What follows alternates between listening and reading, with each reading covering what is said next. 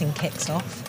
Arabian camel racing has been around since the 7th century, but has grown in popularity in recent years due to the huge prizes on offer, earning the sport comparisons to horse racing. World leaders and dignitaries enter their prized beasts.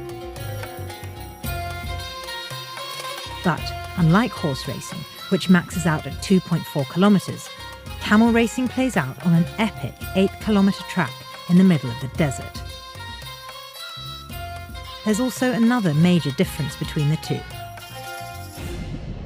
These camels are jockeyed by robots.